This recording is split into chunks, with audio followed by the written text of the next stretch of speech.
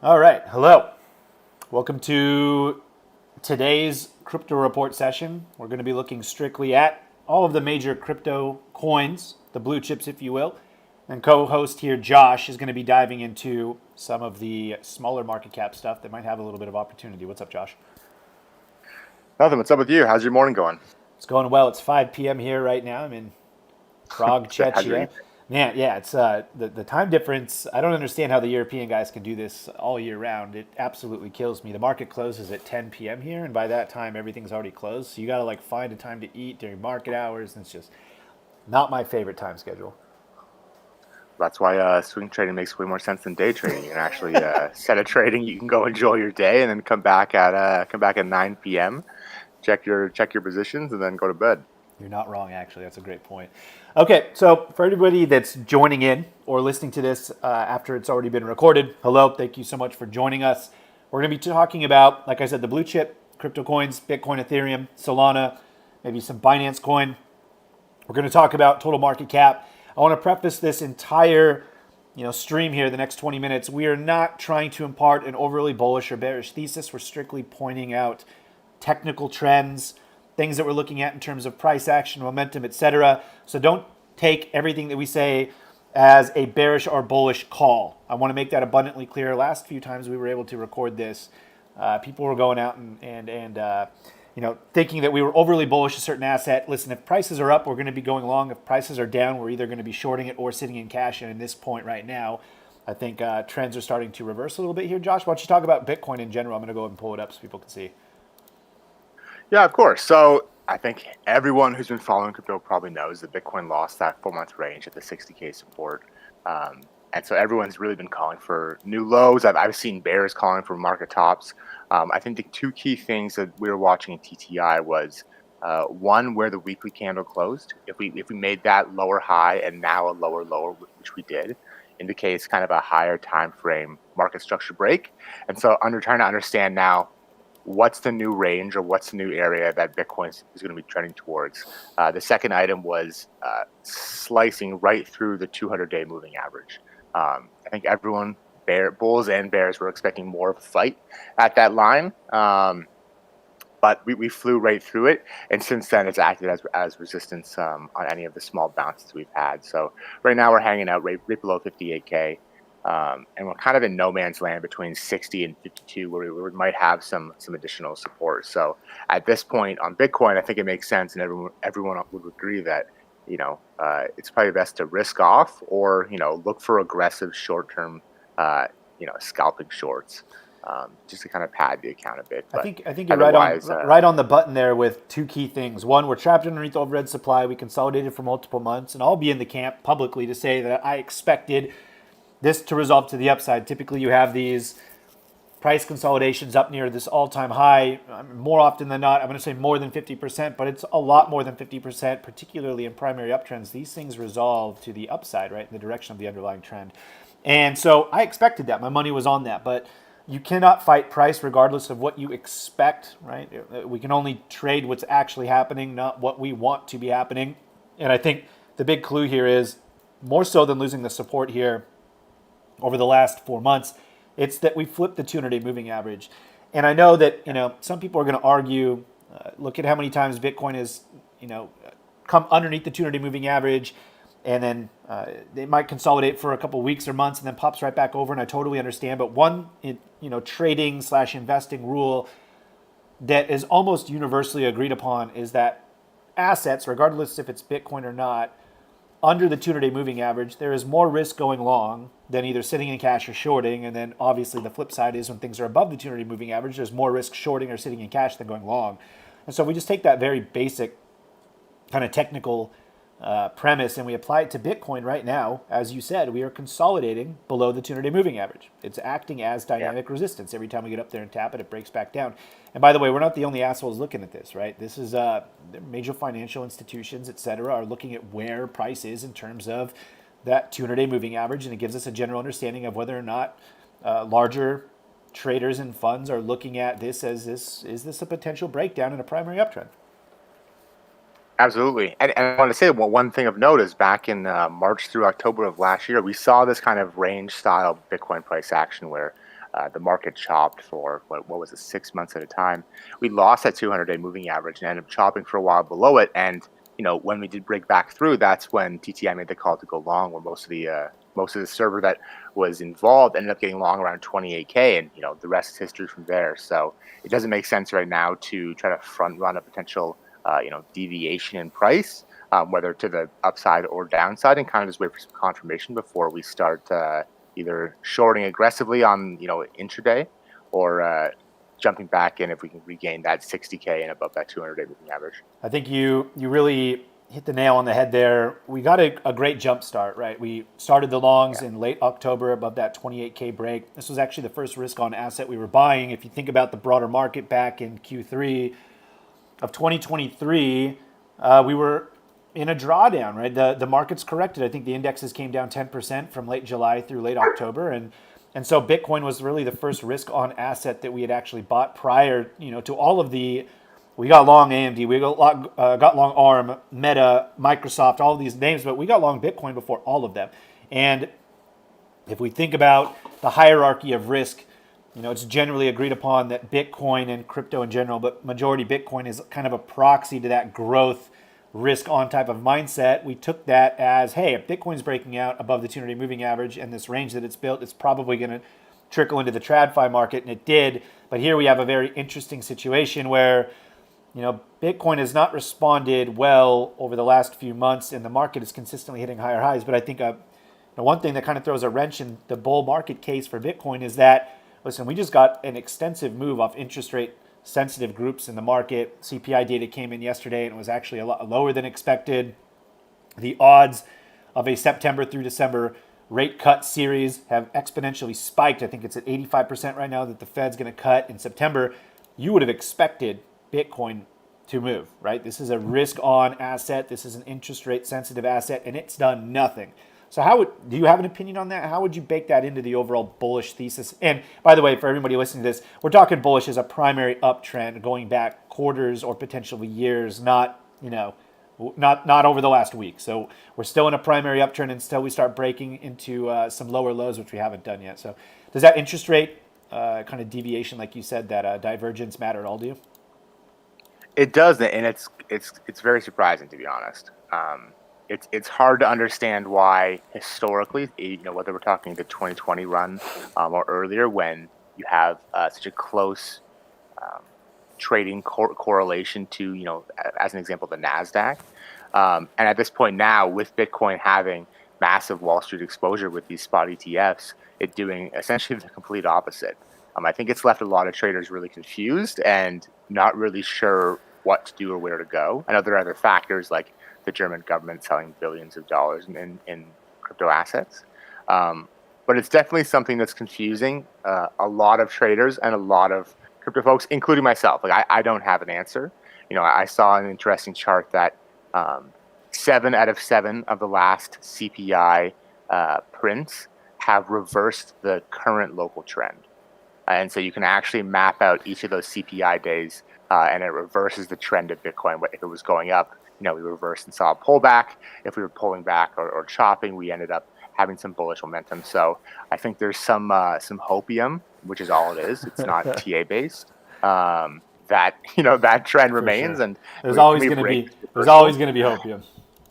Of course, yeah, and I've seen some calls that this is a deviation, before a continuation of the bull run. And the one thing I do think is that while history doesn't repeat, it rhymes, and this would be the first time in Bitcoin's history that so shortly after having, as many bears are calling for the end of the crypto bull market, that this is the end. And typically, over the course of the last 4 crypto bull runs, Bitcoin typically tops out in the next 120 to 180 days. Yep. So, I do think this is a deviation down. How low we go, no idea. Bitcoin has historically pulled back 40%, 50% in a bull run before. So, we could see that, and we're off. People are shouting from the rooftops, and I think we're down currently 12% from highs. Interesting tidbit is that earlier today I actually looked at the stats for BTC ETF inflows, and they are still flying off the charts. I mean, they're still pumping a bunch of cash into this market. And so you're right. You have the institutional side through the ETFs still accumulating, and yet prices continue to get slapped here. I do want to point out, since it's kind of it segues into this, before we get into that, actually, as always, give me the line in the sand. Our original buy, we'll call our original buy, obviously we've been involved with this for a long time, but our original buy back in Q3 of 2023 in October at 28K, at what price level does it make sense to start cutting that position and realizing profits? I mean, I've been telling people if we get that cut below 60 for a sustained amount of time, at a week or longer, it probably makes sense to start cutting, as most people have exposure below 30K. So take that near 100% win, and either park that cash to buy it lower, or move that to equities or other crypto assets. What about buying higher? Let's talk that really quick. What happens if BTC breaks back up into the 65 to 70K range? Are you willing to participate higher as well? Absolutely. Yeah, I think you're right though. Realizing some profits, as long as we're consolidating underneath that 60K 200-day range, probably not bad. You don't need to close your entire position, but raise a little bit of cash in the event that we break back out above 70K. Redeploy the capital, totally fine. But if we don't, you're going to want that cash on the sidelines to be able to buy whatever bounce comes your way whenever the primary trend does, bounce back to the upside, right? Absolutely. I mean, I would even say, like, if we're looking at above 63K kind of on the weekly, that's when I'd want to jump back in, try to capture as much of that gain as possible, and then have risk levels set below a current fractal we're looking at. But yeah, it doesn't make sense not to participate if it does go higher. You said yourself, the spot ETFs in the U.S. are still seeing hundreds of millions in inflows. It's just there's a lot of other selling pressure going on in the Bitcoin ecosystem. The government of Germany was selling billions. That's what I want to talk about next really quick. I want to talk about that really quick, Yeah. because if you look at the total crypto market cap, a lot of people don't understand this, but the total crypto market cap is right now $2 trillion. We have companies in the United States, single companies, that are worth more than the entire crypto ecosystem. That's Bitcoin, Ethereum, and everything, right? So when somebody says, someone's selling billions of dollars, for example, let's use Bezos. Bezos is selling billions of dollars of Amazon. I get it. But realistically, how big of a deal is that? And then you go and you look at world governments that are selling tens of billions potentially of Bitcoin, and all of a sudden that percentage matters more. The market cap is significantly less, right? So the tens of billions of dollars that not only Germany, but Mt. Gox and all these other bigger places that have all of this cash, that actually does influence price of the underlying, which in this case is the total crypto market cap, right? Am I wrong there? No, that's correct. It's a larger slice of the pie. And the two other factors of that is liquidity, based on where they're selling, and then additionally the actual supply located on exchanges. Crypto is different from equities in that for a lot of assets, specifically Bitcoin, there is a set number of Bitcoin out in the world circulating. A lot of times, like with Bitcoin and Ethereum, those levels are near or at all-time lows on exchanges. There's less liquidity and less ability to absorb those massive buy walls and sell walls, without dramatically affecting price. It works in the same way. If we have a company or a country come out and say they're buying billions of dollars, that's extremely bullish because it's going to push price action up inadvertently. But when you have events like this where a government says, hey, we're going to sell, as an example, the U.S. government has, like the Department of Justice, has billions of dollars in Bitcoin, which they haven't started offloading yet. It's same thing with the negative side. That's bullish, right? If they're not offloading it yet, that means that probably price is going to go higher. For now. Just kidding. Hope so. Just kidding. But hey, this is a very viable way to look at the crypto market in general and kind of base your expectation on what's actually happening. The entire crypto market cap right now, $2 trillion. I think if Bitcoin's breaking out into new all-time highs, this is pushing $3 trillion, and we're nowhere near that. As a matter of fact, we're very far off of it. So there's going to have to be a decent amount of capital that comes into the market to really start pushing Bitcoin's price back up into that 70 to 75K all-time high breakout. And if we actually bring this down into total too, which excludes Bitcoin, it gets dramatically lower. So there's over $1 trillion in market cap just locked up in Bitcoin, and between everything else, including Ethereum, is less than $1 trillion now. Literally, it's less than $1 trillion, 949 billion. So, it's going to sound crazy, but in the grand scheme of things, this stuff is not very big. When we compare Bitcoin to gold, for example, it's not a very big asset. The crypto market, and particularly Bitcoin. Bitcoin is a $1 trillion asset, more or less. We have companies that are worth 3 times that. Well, even speaking to Ethereum, and I know we'll get to that in a moment. Pull it up Ethereum right is what? Go ahead. Ballpark 400 billion market cap, and so we have this asset that's significantly smaller than a lot of assets on the U.S. equity market, and people don't understand how it can move so dramatically. When we Yeah, had great the point. ETF announcement Yep. that we went up 20% a day, and it was one of the largest candles and increases to market cap in Ethereum's history, and people were memeing saying Ethereum just had a candle the size of Sol's market cap, and Solana is supposed to be one of the majors, right? Solana is We're going to look at that next. the You're right. Yeah. second best to potentially the best blockchain, depending on who you ask. And you can have an asset put the entire valuation of that crypto asset, in one candle, compared to, like you said, an Amazon or an Nvidia or a Meta.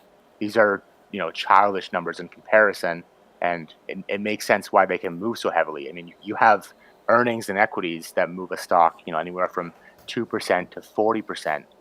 It should be no surprise when we have outsized assets like Ethereum, Solana, and then trickling down to other smaller market cap coins that can move so aggressively, and that's part of the volatility of crypto. Totally agree. So as of right now, Ethereum is basing itself right around the 200-day moving average. I'm assuming we're in the same boat with Ethereum as we are with Bitcoin. We're cautiously optimistic, but we're not afraid to potentially realize a little bit of that profit. Now, we did start grabbing it above 2K, like 2100, 20.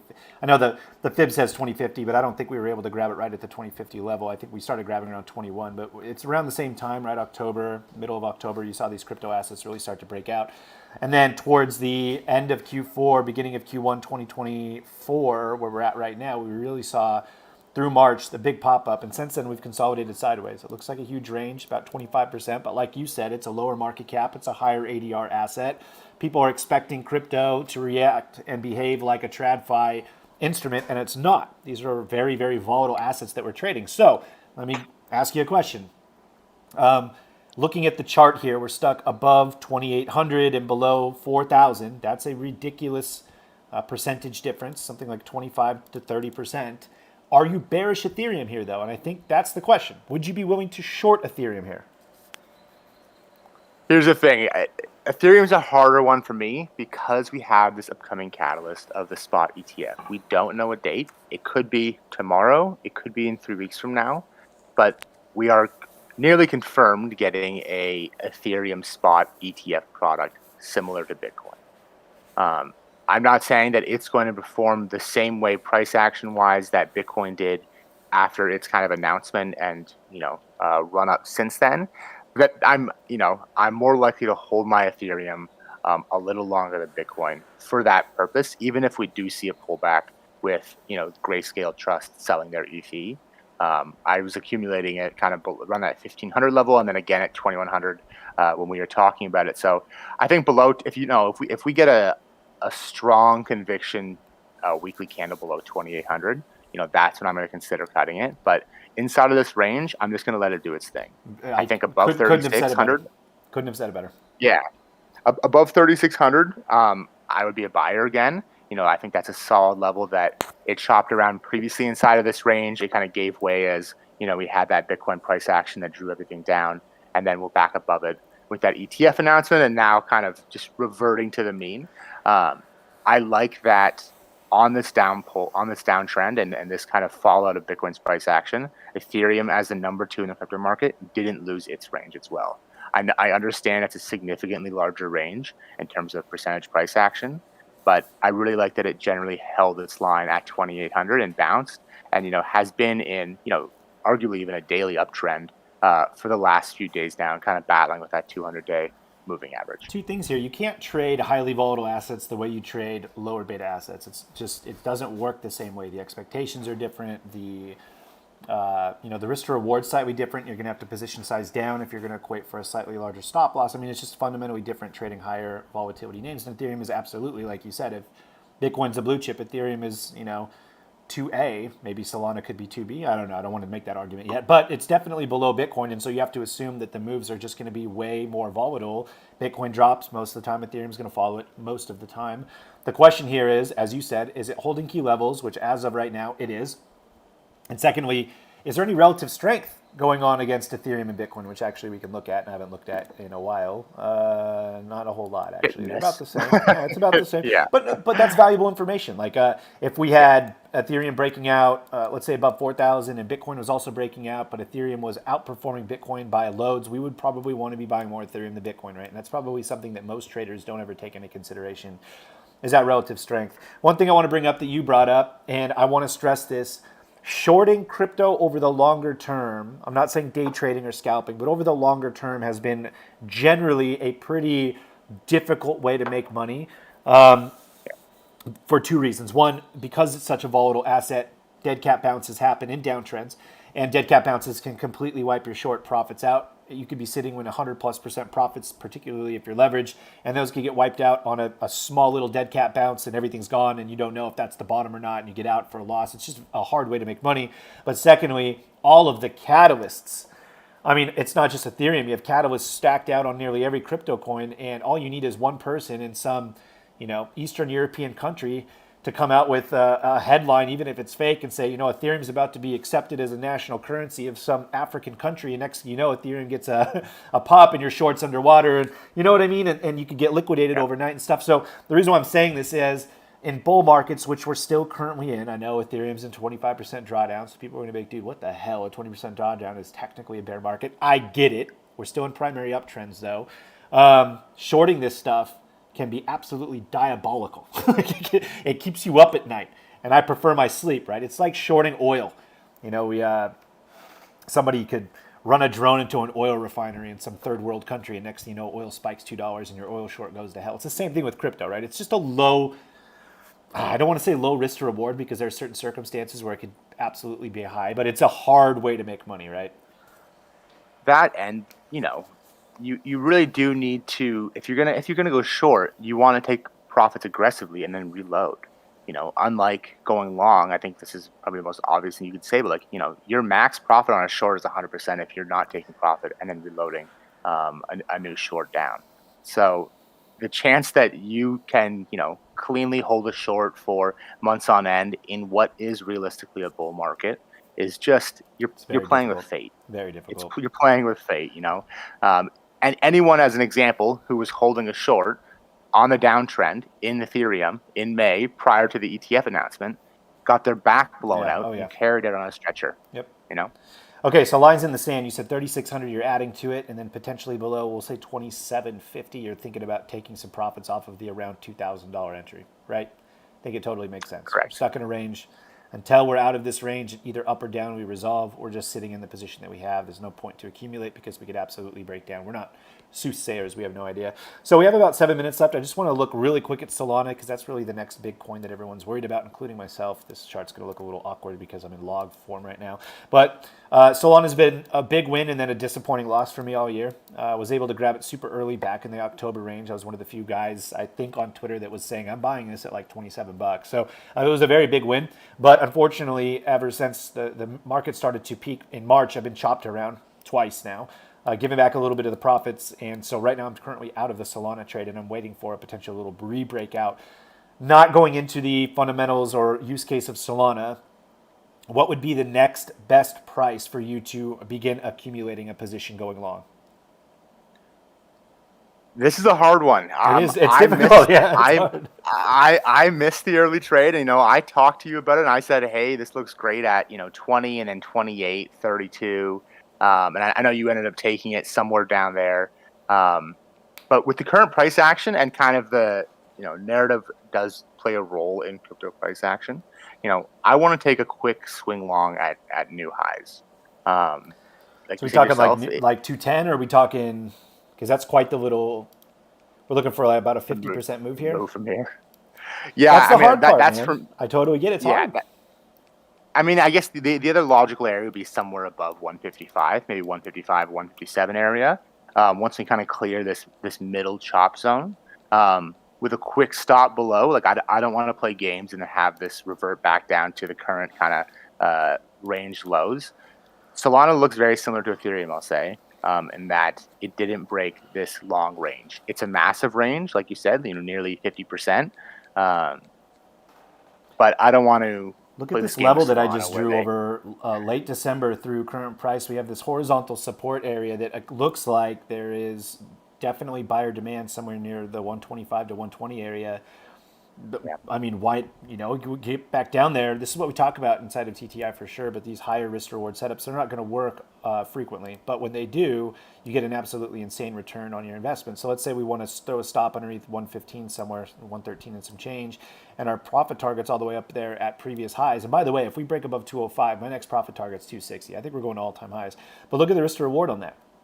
If it doesn't work, it's a short stop, right? All things considered, Yeah. that's not the biggest stop in the world. This is about a 9% drawdown on a 7.44 ADR, which is around normal, actually. But the upside is so insanely high. So here we go. A little trade idea here for anybody watching this. I don't think it's a bad idea to potentially grab another support test somewhere near 125, risking the 115 underneath that level. And we're targeting previous highs at 205, 206.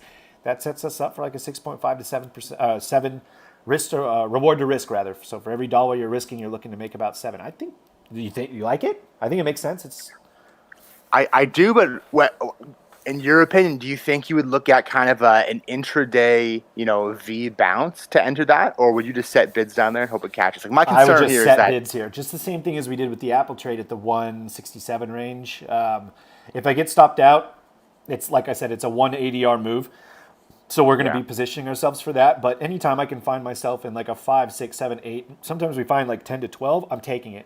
It's a lower probability hit, but when it hits, it pays for a lot of the losses you incur along the way.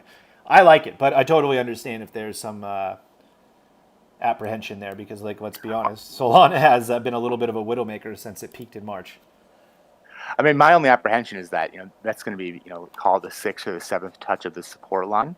And I think we all know in TTI that the more often a support line is tested, the weaker it gets. Same with a resistance, right, before a Fair breakout enough. occurs. So, I mean, I'm also on my charts and on crypto Twitter incessantly all day long. So I think That's why for you're me our personally, guy. that's fair. I think I would take that trade, but I would try to then kind of dive in maybe to the hourly chart and make sure that we're catching the right side of the V, and we're not just going to. Here's the concern, and this is happening to me personally, is I set a bid at that level, and that wick goes down to, let's call it 111 on just a wick, a couple minutes, and it's back up. Low liquidity. Yep. Exactly. I've entered a trade. I've already been stopped out in the same candle, even at like a minute candle, and then it takes off again. So I would want to make sure that we get that touch, and then we're bouncing immediately, and then that's when I would enter that trade. Got it. Okay. So give me one ticker. We have about 3 minutes. Give me one ticker. I've done no homework here, so it's completely up to you. Give me one name that you are looking at cautiously optimistically.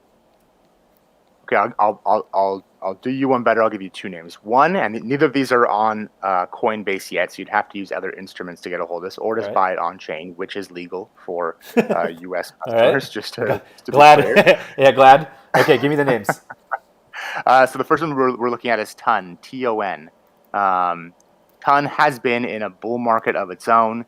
It has not given a shit about Bitcoin, Ethereum, or any other price action. You can look at the automatic chart. You can look at the log chart. It does not give a shit. Of course, it's pulled back slightly with Bitcoin literally losing a 4-month range, but it bounced incredibly quick and is now consolidating before potentially, moving higher. So I've got this on kind of high alert, and we're watching to see if we can get that, ballpark, $8.10 break. $8, man. Just call it Yeah. straight. $8. You're above $8. There's an And opportunity. exactly. It's so close to being back at all-time highs, which is incredible. And there's a fair amount of buzz about it, but in reality, no one's really talking about it outside of a handful of accounts on crypto Twitter. Yep. And so when you have a chart like this, I mean, maybe it is due for a correction at one point, but we're not here to worry about that. We're going to set risk levels. And if we see that 8 to 810 level break and go, we see an all-time high breakout, that's when we enter and we risk off back inside the range. What's the price target It on seems, something like this really quick? I mean, for this, you just got to throw fibs on. Who would have thought that this is going to run fibs? from, Right. We'll do it classical.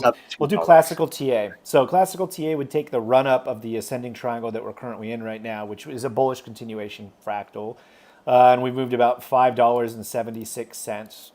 So we're just going to go ahead and tack that onto the breakout spot. Let's go ahead and see what that price target would put us at. The stop is never going to move, right? We're somewhere below fractal low. We're going to use that low of the low liquidity little gap down. We're looking for about a 6% move or a $6 move. So we'll put this thing all the way up here near 14 bucks. We'll just say $14. That's about a 4 to 1, 4.5 to 1, give or take. Absolutely worth an opportunity to take above $8, right? Absolutely. Yeah, it's not bad. And the Bullish momentum above the 200-day moving average. Go on. Second one. Second one, we're looking at Layer Zero. The ticker is ZRO. It's a newly launched project and coin. Project's been around for years, but they finally launched their coin. Any other coin that's been airdropped, essentially in the last 5 months, has had a small spike typically, and then it goes to Hades, including most of my bags for any of these airdrops I've collected. Layer Zero had kind of a unique function. If you wanted to collect the money that you think you earned via this airdrop, you had to send a donation, which potentially might stop some civil operators. But broadly, this has been outperforming every airdrop and new coin, quite frankly. And so we're kind of looking at a re-break above 440 and taking this, initially to $6 and see where it goes from there. This is our IPO range breakout high setup. Doesn't matter if you're in TradFi or if you're in crypto, this setup works. Absolutely 100%. Exactly. You break out into new all-time highs above 440, 450. You are buying this. You are placing a stop underneath the fractal low, the range low here, which is very easy to see. Just draw a line on the chart. If we're below, what is this, 350, and you said targeting like $6-7, something like that. Totally agree, 100%. We've used this setup, and we are still using this setup in the TradFi market. For anybody listening to this, if you're in TTI, this has been our highest performing setup for the last 18 months. Exactly. And so there's no reason that we wouldn't take this position when it is such a successful trade idea.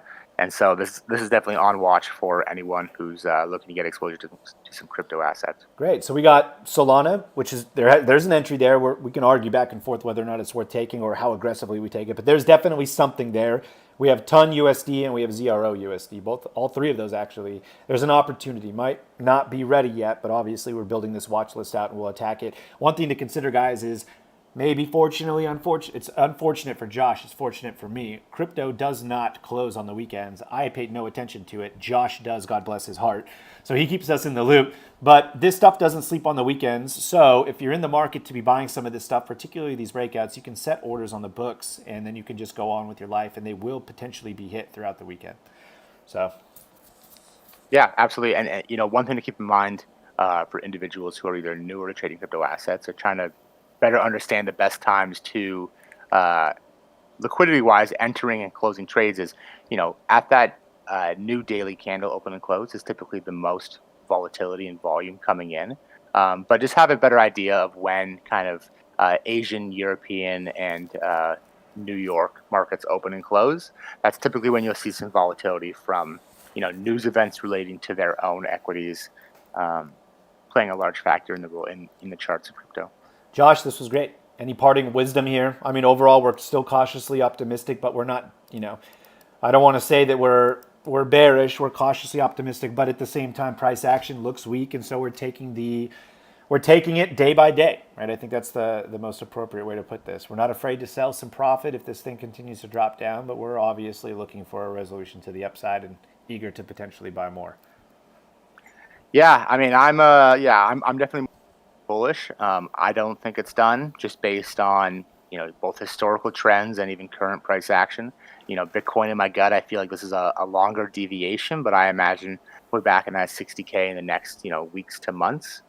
And job's not done. Bitcoin, I can't imagine a world where everyone's comparing Bitcoin's current fractal to the 2021 run, and sure they look similar. Bitcoin was up 3x at that point at its all-time highs. That is the most important factor about all of this is Bitcoin has not made the historic run that it always does. Yeah, like Bitcoin, I think is above 6% above its previous all-time high. In my mind, that's child's play. Yeah, that's not. Yes, so, yes, absolutely. In comparison to historical, and that so that's the argument is that people saying it's over, but they don't want to look at historical returns. There's a chart posted in TTI of Bitcoin price action normalized for current price of all the previous runs after the Bitcoin halving, and we are literally in the first inning. So I agree with you. I agree. yeah. Fingers crossed. I Job mean, not done. at the end of the day, it's all about price action. We'll take the losses if they incur, or we'll exit those positions with profits if they incur. But like you said, it would be very strange if this didn't consolidate and then bounce higher. It would be weird. So Exactly. for those of you joining us for the first time, I appreciate the opportunity to yap at you for about 30 minutes here about crypto. Josh, the co-host here, he spearheads all of our crypto stuff. If you're in TTI, this is the guy that you're reading those beautiful reports every Thursday and the trade ideas that come out on that crypto stuff. It's all Josh. He's our crypto guy. If this is the first time that you've listened to this, like and subscribe. I would love to be able to yap at you more. We cover obviously more than crypto TradFi as well. If you're a reoccurring viewer, thanks so much for giving us your attention once again. We'll be back next Friday.